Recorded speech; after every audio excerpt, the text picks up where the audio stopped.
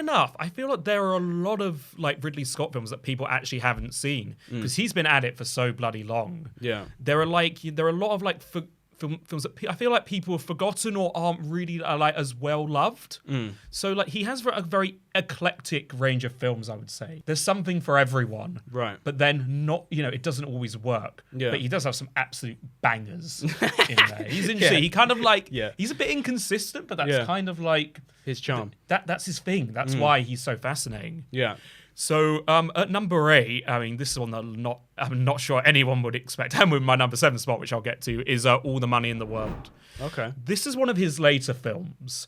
And in the past few years, he's kind of developed a reputation for not rushing, but doing as much as he can. Because he is like, so he's 7 years old. Yeah, that's right. He's old. He's been at it for so long. And within the past few decades, he's been pumping out a film every year. And he even boasts about it in interviews. Like, I don't know how his fucking mind works, but like he'll be like promoting Gladiator 2, then he'll be like prepping another film. It's crazy. And he's always he's directing them. He's yeah, not always just directing them. Okay, Yeah, no, he's not. He doesn't write, which I'll come to in a second, because that's a very important thing to look at when analysing Ridley Scott. Yeah. But yeah, no. Since the 2010s, he's been coming out of like a film a year, and one that I really enjoyed was All the Money in the World. Yeah, I've never heard of it. So yeah, I mean, on the surface, doesn't sound exceptional, but it's just a really solid thriller. What's it about? Really well written, fascinating story. So it's about this the grandson of this oil tycoon called John Paul Getty. And John Paul Getty was like one of the richest men in the world, like just insanely rich family, very wealthy. And his grandson was kidnapped in Rome, and like he refused to pay the ransom, and it like scarred this guy for life. Right. And it's just a really solid thriller, man. And I love true stories, very tense films, nail-biting dialogue, and this one has it in spades. And there's actually a crazy story to it, because at the beginning it starred Kevin Spacey. It was like fully completed and shot. Oh yeah. Did he replace Mark Wahlberg? No. Yeah, that'd be interesting. No, so Kevin Spacey played John Paul Getty himself, who's the old man refusing to pay his grandson's ransom. Oh right. And obviously after all that stuff came out, and this is testament to Ridley Scott, he fucking reshot that shit in like I think 17 days and still got the film out on time. It's mad. Wow, what the hell? It's mad. Crazy. So they just completely got rid of all the Kevin Spacey scenes. Yeah. And just redid them. Yeah. It's mad. And it still felt like, a complete performance. I mean, he got Christopher Plummer, who, rest in peace, one of the greatest actors in the world. Yeah. From The Sound of Music, just an absolute legend. And the fact that it flowed as well as it did, that's amazing. And then number 7, this is a controversial. And I will say it's mainly because I haven't watched rewatched Blade Runner in such a long time, so I didn't feel qualified to put it on the list. Because, just to start off, that is missing, which will shock many film bros. Because, Blade Runner is, it's Blade Runner. But I've got A Good Year on there. Right. One of his more derided films. But I think it's also because it's one I used to watch a lot with my family. Oh, yeah. So it's Russell Crowe, and it's basically Ridley Scott trying to do a romantic comedy. Okay. Which is fascinating because he's known for these very, epic stories, grand visuals. And this is a very light, silly, like, romantic comedy. It's basically a lot of lifestyle porn. Right. And Russell Crowe plays this, city trader who's, I guess his soul has been sucked away. He's a bit of a dick. Then his uncle passes away and he, inherits his French chateau. Right. And it's just, it's a very sweet film. And also because when I was younger, I went with my parents to that area in France. Oh, yeah. So I don't know, it holds a fond place in my heart. Notting Hill, Four Weddings, that kind of vibe. Okay, cool. I never knew he did a rom-com. Yeah, but it's just really fascinating seeing him do that. But just a lot of nice houses, glorified lifestyle porn. And then at number 6, American Gangster, which I think is like one of the most underappreciated in that genre. It's basically it's his attempt at a crime thriller, and it has one of like the best Denzel performances ever. It's a really excellent film. Wow, I'm surprised at how many of these set in the 70s. Denzel Washington and Russell Crowe, Josh Brolin. Yeah. And I don't know if I can do American Gangster justice, even though it's like so low on the list. Just go and watch it, man. Okay. It's really great. And then number 5, and this is one I think you'd really like, Matchstick Men. Okay. Matchstick Men is a fascinating film. Right. And the interesting thing about Ridley Scott, and he's done this like throughout the decades, he'll come out with something completely random. He does something you really wouldn't expect. And this one is Nicolas Cage and Sam Rockwell. He's going like full Nick Cage. He's like this OCD-ridden con man. Right. They're both very successful, but like he's insanely OCD. Right. He has these weird routines he keeps to in his house, blah, blah, blah. And it's basically just about him bonding with his like estranged daughter. Or so it seems. It has a wild plot twist. Right, okay. But no, Matchstick Men is really like well edited, though it is of its time. It came out in 2003. You can tell it was like made during that time period. A lot of really weird editing choices going on there. Like he speeds up the footage sometimes for like kind of no reason, but it really works. Yeah. But it's just a really like quirky film, kind of Mine McDonough-ish. Right. Like, Free Billboards, which, funnily enough, Sam Rockwell. Interesting. But no, Matchstick Men would definitely, like, be up your alley. Okay. And it's one of his, like, very, like, really kind of, like, criminally, like, underrated films. Not a lot of people know about it. It's funny when you can have certain films that do feel dated and of their time and kind of, but they still kind of hold that quality. You can kind of go back to it. You can kind of go back to the time and embrace it. They're films that are timeless. Yeah. That no matter when or where you watch it, it's always just. It doesn't feel like it was from 2003 or whatever, but there is a beauty in those kind of films. For sure. No, without a doubt. And number 4, Thelma and Louise, which is I've seen that. You have seen that? Yeah, I like that. God, absolute classic, man. Yeah, that's a good film. And I think it still holds up so well. It's really ahead of its time. Yeah. And doesn't feel preachy at all. Yeah. Now you're saying it, it's insane the amount of variety he has. Absolutely. And I think, that is going back to the fact that Ridley Scott doesn't write. I think often where he's struggled, and this is especially in like his later career, is when he has a lesser script. Right.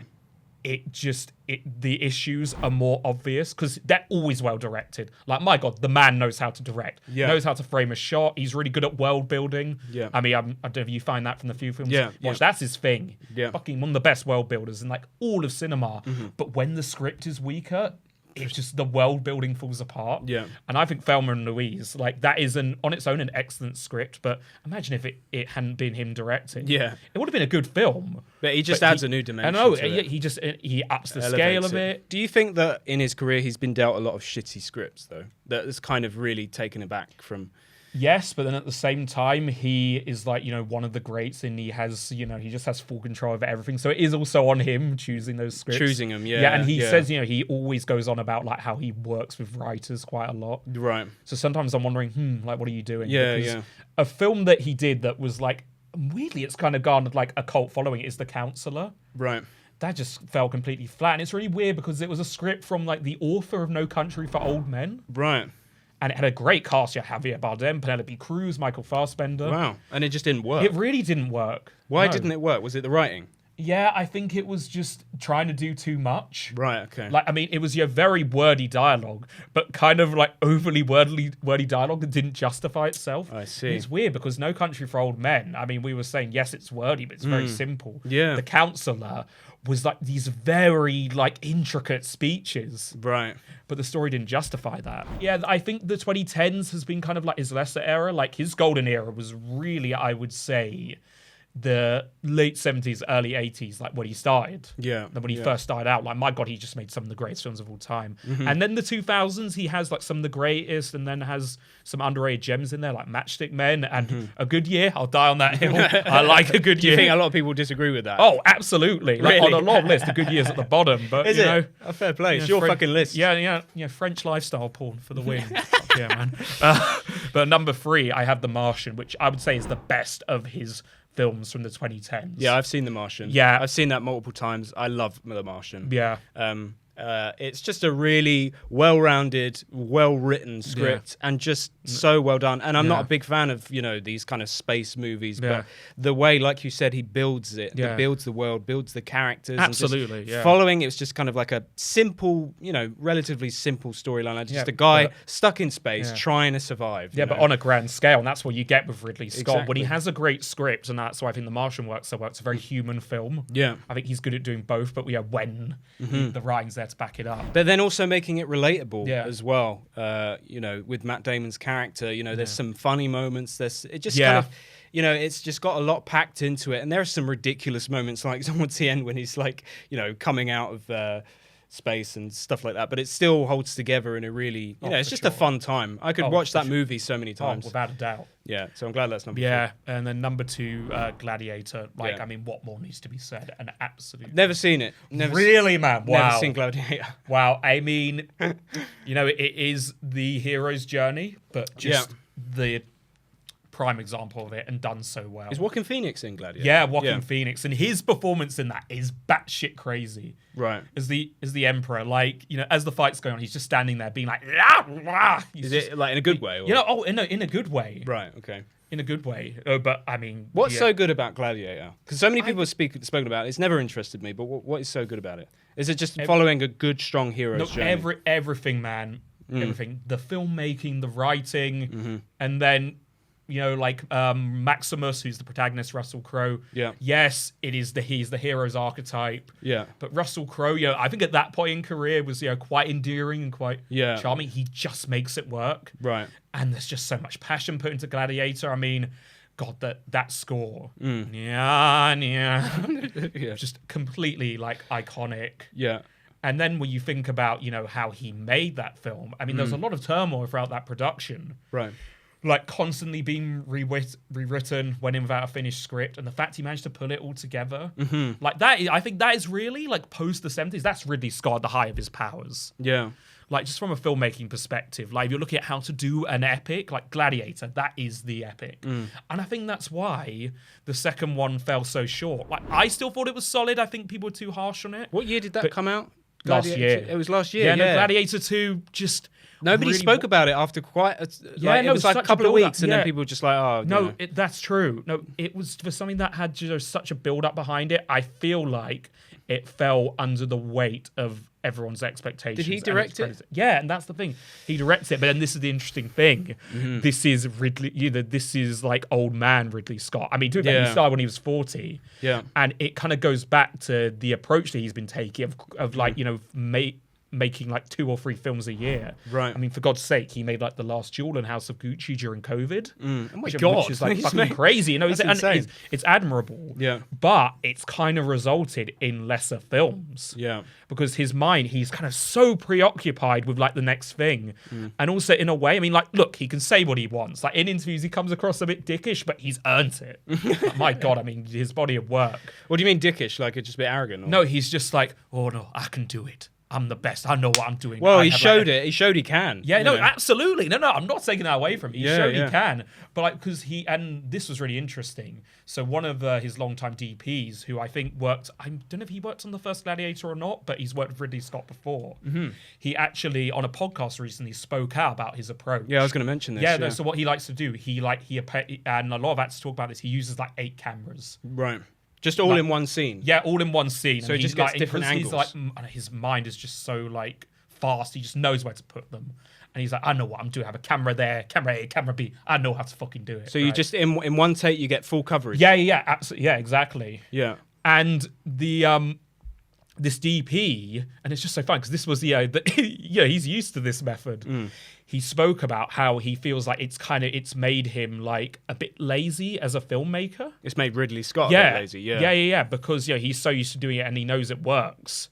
And also like the challenges with lighting, which I'm sure you can agree with. Yeah, just like when setting up for 8 different angles. Exactly, how are you going to light happening. You can't really maybe shoot. It's not that you can't shoot with intent. That's maybe the wrong word. But knowing you have to get it from multiple angles, it's tough. Whereas if you it's like a 1 camera, 2 camera setup. Well, usually as a cinematographer, you shift the lights around. Exactly, you have more time to consider that. Right.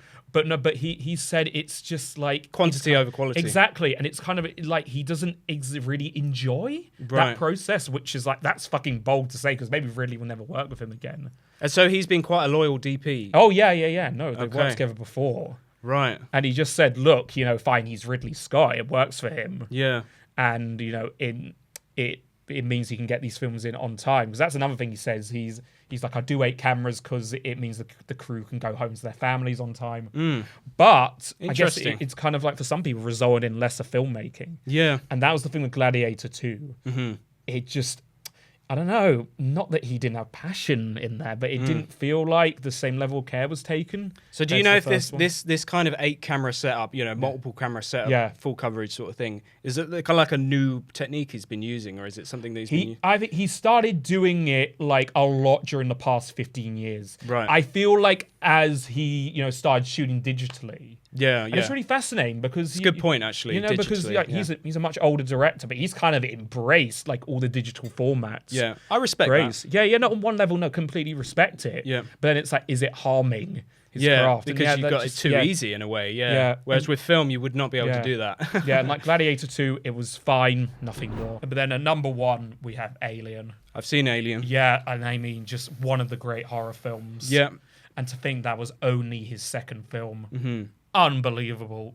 Yeah. Just incredible. I mean, that first scene where like the face hugger like bursts out the guy's chest is still fucking ingrained in my mind. I love that's so terrifying. That's just kind of like a movie kind of just designed for me. I've seen Alien because I love horror, and it's just a brilliant horror film. It's also a great space movie. It's full of so many stuff. And what I fucking love about Alien is that how long it takes to build the tension. Yeah. And to really sink your teeth into the characters, into their situation, and just the lack of music, man. You feel like you're up there in space with these people. And even if, in the context of what we know about the horror genre, you could say, these characters are a bit dumb. It's like, I don't think it affects it, because this was like, this was the first, really, of the horror sci-fi genre. I mean, God, the amount of films that rip off Alien. Yeah, I know, it's insane. Jesus. Like, I don't know if you've seen Event Horizon. No. That has gone to quite a cult following. I mean, it's pretty trashy,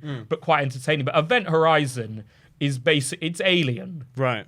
I mean, the director made no secret about it, but it is Alien. Yeah. Event Horizon wouldn't fucking exist if not for Alien. And nothing has really... Would you say anything has really come close? You're more... A lot of people... Some of them people have stood out to people, like Prometheus. I think a lot of people enjoyed Prometheus, didn't they?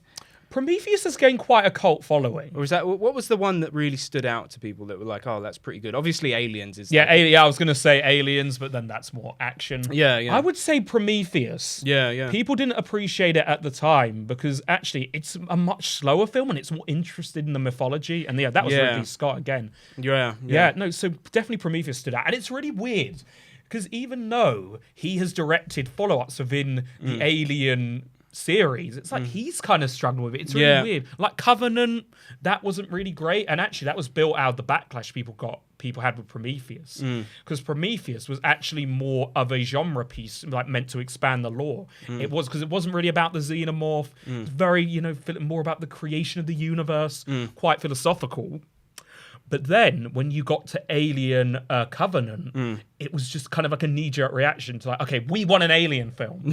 And that's all it felt like. And it was kind of trying to straddle the two, because like, there are strands of Prometheus, like Michael Fassbender's character comes back. Right. It's really strange. But then like Alien Romulus, which, Ridley didn't direct, but he produced. So, he's still involved. Yeah. And it's like, I still don't... I know you fucking hated Alien Romulus. I thought it was absolute trash. Yeah, I still don't hate it as much as you. Dumb but characters, when you think like the same director was involved. Yeah. Because it's like, apart from Alien 3 and Aliens, like he's never left that franchise. I mean, he's still fucking about it now. And it's he's hard still like, because... I might do a fourth or fifth. And it's fascinating how like, even with him involved... He's kind of lost control of that series. Like he built it, man. There's obviously going to be demand for something that was so damn successful, but it just goes to show how hard it is to build off of something that really is just a standalone movie. Yeah. When you try to build on the lore and the context and all the world building and all this stupid backstory stuff, to me, sometimes it just detracts from it. Like what's so good about Alien is the lack of context, the lack of lore, the lack of anything, and just it does have certain moments that for example. There's a huge jump scare, but the jump scare is so fucking effective. It's like it's so purposeful. There's so much build up and tension behind it. Catches you off guard. Just purposeful, fucking intelligently done filmmaking in such a simple story, and that was what was so good about it. And I think that's what people struggle with these series, that these spin-offs. Absolutely, it's just too much. It's just like, how can we build on? How can we expand the lore? And all you're doing really is detracting from it. Not to say that building on a story, can't necessarily be a good thing. No, I think Aliens is one of like the few sequels that did that successfully. Yeah, that was. What did you think of David Fincher's one? I still don't really like Alien 3, but I understand why people are saying it's underappreciated. It's different. Really fucking depressing and dark. Yeah. Like, it is a miserable film. Is it? It's so fucking miserable. I didn't know that. Well, is it just really nihilistic? It's so nihilistic, man. Like, they think about, so they take away the happy ending of Aliens. Right. Because, like, the little girl, she's fucking dead. Right. Are they all kind of linked together? They are linked together. Very loosely. Yeah. The first 15 minutes of Alien 3 is linked to Aliens. And then Alien and Aliens, Aliens is more of a standalone sequel, but it doesn't negate it. And that's what, extremely nihilistic. I mean, like, Ripley gets this planet, her hair's shaven off, and, like, I think within the first, few minutes of her being there, these guys, like, try to assault her. Fucking hell. Really dark and nihilistic, but I think that's why it's been, like, it's garnered quite a cult following from people. Yeah. Interestingly. I mean, like, Fincher hates it. Oh, does he? Oh, no, he completely disowned it, because it was his first film, massive interference from the studio. Fincher fucking hates Alien. Wow, okay. He would rather, like, not... He would consider Seven his first film. Like, he doesn't even want to, like... be involved, absolutely not. Like, I think they've come to him before, like, asking, do you want to restore it, blah, blah, blah. He said no, like... I don't give a shit. But then... people like Alien 3, like Christopher Nolan is like, oh, well, I actually think, Fincher would hate me sooner, but I think it's really underrated. And it's funny when you compared Fincher to Ridley, because it's just like their direction style is just completely different. Like, just in the sense that Fincher is just so focused on the camera movement and just tracking a character walking along a scene and just following their every movement and everything like that. But that's very interesting, because when you look at Fincher, I think darkness, dread, very nihilistic a lot of the time. Just a really unsettling dark tone. Oh, absolutely. No, that permeates all his films, definitely. But then when you look at Ridley, it's like, his thing is very much big spectacle, epic stories. And with the right script, very human stories.